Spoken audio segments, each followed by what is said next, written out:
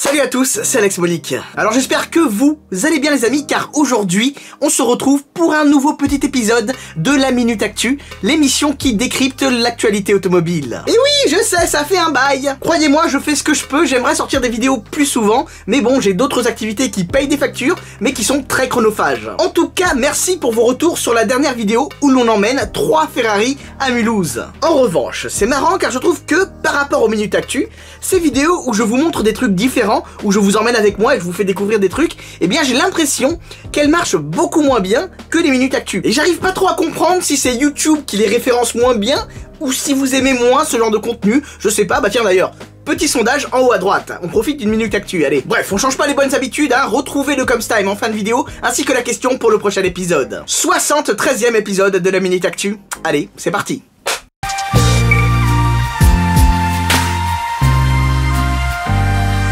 J'avais vraiment envie de vous parler de la Volkswagen Golf 8. On pensait tous qu'elle allait être présentée au salon de Francfort, mais non, Volkswagen a préféré mettre en avant son ID.3, donc un véhicule 100% électrique. D'ailleurs, on en a pas beaucoup parlé, je trouve. Bref, Volkswagen a enfin dévoilé la 8e génération de sa Golf. Voiture compacte et iconique, elle est plébiscitée depuis sa sortie en 1974. Dans sa dernière version, la Golf 8 reste fidèle à sa ligne, avec quelques légères évolutions ici et là. Mais ne perdons pas trop de temps avec ça, hein, puisque Volkswagen a un peu tué le game en révolutionnant l'habitacle de son auto, en la transformant en pépite, et je pèse mes mots, de technologie ultra connectée. Car en effet, l'intérieur se digitalise, avec compteur numérique et dalle tactile. En plus, t'as une carte eSIM intégrée à la voiture, qui permet à l'auto de mettre à jour plein de trucs, du genre le GPS, etc. Puis, comme avec ses cousines allemandes premium, il y a la présence d'un système d'assistance vocale basé sur Alexa, vous savez, le truc qui intègre tout un tas de services. Mais le truc qui m'a le plus bluffé, eh bien c'est le système embarqué Car2X, qui permet à l'auto de communiquer avec les autres véhicules, ainsi que les infrastructures qui en sont équipées bien évidemment, dans un rayon de 800 mètres à la ronde. Alors je trouve ça complètement dingue, mais bon, faut quand même rester réaliste, pour l'instant l'intérêt est presque nul, car bon, faudrait généraliser le système Car2X sur tous les véhicules et sur toutes les infrastructures. Mais, selon moi, il s'agit là des prémices du véhicule 100% autonome, où tout est connecté, où tout communique en permanence H24. Et sur le très long terme, eh bien on se rapproche presque de la science-fiction. Par exemple, je sais pas, iRobot, je crois que, ouais, iRobot, ouais. Alors si j'ai bien compris, les prix vont être dévoilés en décembre lors des premiers essais, mais je pense quand même que ça restera assez chéros. Car en effet, toutes ces technologies embarquées et ces assistances à la conduite, faut pas se voiler la face, ça a un coût. Ce qui reste tout de même paradoxal pour une Golf, qui est censée être la Volkswagen, la voiture du peuple par excellence. Passons désormais chez Ford, car il semblerait, selon certains médias, eh bien que Ford préparerait une Ford GT plus puissante. Car bon, faut dire que la Ford GT est censée être le porte-étendard de la marque. C'est censé être la voiture la plus dingue, la plus ouf. Le truc c'est que, depuis qu'ils ont sorti la Mustang Shelby GT500 avec un V8 de 770 bourrins, bah la Ford GT avec son V6, elle se fait gentiment manger. Même si, et il ne faut certainement pas l'oublier, elle a le look de son côté. Donc c'est une situation un petit peu étrange, avec une sorte de concurrence interne, dans laquelle tu vois la Ford GT, eh bien, détrônée de son piédestal de puissance par une Mustang, aussi Shelby soit-elle. Mais, faut surtout ne pas oublier la concurrence externe, avec notamment la Corvette C8, dont je vous ai parlé la dernière fois. Indeed, la Corvette C8, elle est blindée de technologie. Elle coûte environ 1/8 du prix de la GT, et surtout, elle lui met 0,4 secondes au 0 à 100. Et pour ne rien vous cacher, je ne pense pas que Ford soit très content de voir que la Chevrolet Corvette C8 de base, la C8 Stingray, soit aussi exubérante.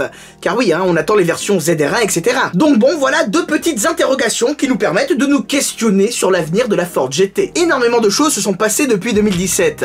Et il faut avouer que de nos jours, eh bien, on a presque l'impression que la voiture est devenue obsolète d'un point de vue technique. En revanche, et ne l'oubliez surtout pas, elle gagne haut la main avec ses jolis petits yeux et ses lignes magnifiques. Car bon, là surtout si tu la compares à la Corvette C8. Enfin bref. En tout cas, sur ce niveau-là, je pense que la concurrence, eh bien, va falloir quand même faire mieux. Par Parlons désormais, si vous le voulez bien, de Lamborghini, qui a présenté non pas un, mais deux modèles à Jerez de la Frontera, en Espagne, lors de la dernière manche du championnat d'Europe du Lamborghini Super Trofeo. D'ailleurs, j'en profite, un grand bravo à Sacha et sa team pour être les nouveaux champions d'Europe. Comme quoi, vous voyez, on peut regarder Alex Molik à toutes les strates de la société. Enfin bref, en tout cas, Lamborghini a estimé que c'était le bon moment pour présenter son Urus STX. Faites pas genre vous connaissez pas, car on en a déjà parlé. Il s'agit d'une version survitaminée de l'Urus, développée pour un futur championnat de rallycross monomodèle, avec donc que des Urus STX. Alors je dis survitaminé, mais le V8 de 650 chevaux reste le même, hein. Ceci dit, il perd quand même 500 kg, c'est pas rien. Mais malheureusement, il faudra attendre 2020 pour voir tout ça. Mais surtout, Lamborghini a également teasé une hypercar, une supercar, avec un V12 atmosphérique développé pour le circuit par la Squadra Corse et le Centro Stile. Alors j'ai lu ici et là que c'était la première supercar de la Squadra Corse. Mais les mecs, vous avez déjà oublié la SC18 Alston ?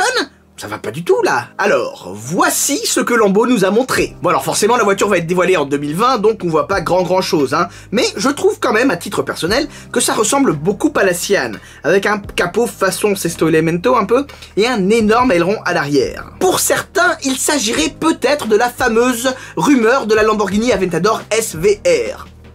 Aucune idée. En revanche, si j'ai bien compris, il s'agira bel et bien d'une version réservée au circuit et uniquement au circuit. Donc bon, je pense que l'on peut déjà malheureusement oublier nos rêves de voir Lamborghini en endurance aux 24 heures du Mans, vu qu'il faut que la voiture dans la catégorie hypercar soit dérivée d'un modèle de route. D'autant plus que on dirait qu'il n'y a pas spécialement de phare avant.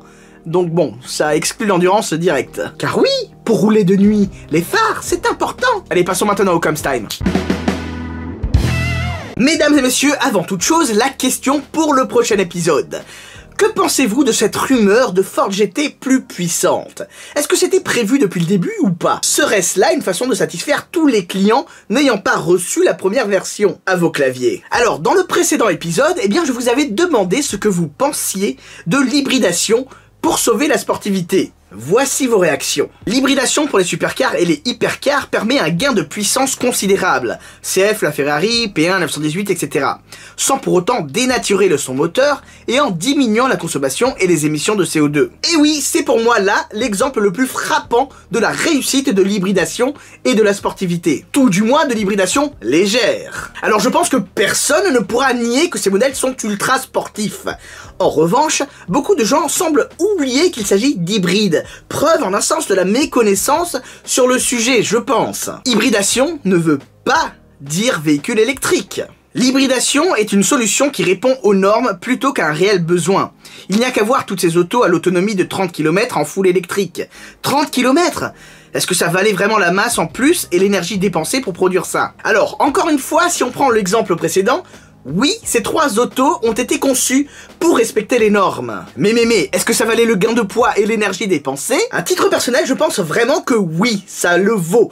Car un véhicule thermique sportif ne pourra, à mes yeux, à mon sens, jamais rivaliser avec un véhicule hybride sportif dans la même gamme, bien évidemment. Avec l'hybridation, t'as un gain de puissance, un gain d'efficacité, et ça va également en ton sens, vu que ça diminue la consommation, donc théoriquement tu payes moins. Je te vois venir, tu vas me dire, un mec qui a une Ferrari, il s'en fout de la facture d'essence, hein, c'est pas ça qui va l'effrayer. C'est vrai. Mais sur une petite voiture sportive 308 hybride sportive, eh bien je pense quand même que ça peut faire la diff à ce niveau-là. Voilà, la vidéo est terminée, j'espère qu'elle vous aura plu, n'hésitez pas à vous exprimer dans les commentaires, c'est fait pour ça, partagez la vidéo, c'est super important. Puis bon, si vous êtes curieux, eh bien allez fouiller dans ma chaîne, je suis persuadé qu'il y a tout un tas de vidéos que vous n'avez toujours pas vues, comme par exemple celle-ci, ou encore celle-là. Quant à la vidéo en haut à droite, eh bien, l'algorithme YouTube estime qu'elle va vous plaire. Mais surtout n'oubliez pas, on n'a peut-être pas la même voiture, mais on a la même passion. Sur ce, je vous dis à très bientôt, ciao ciao.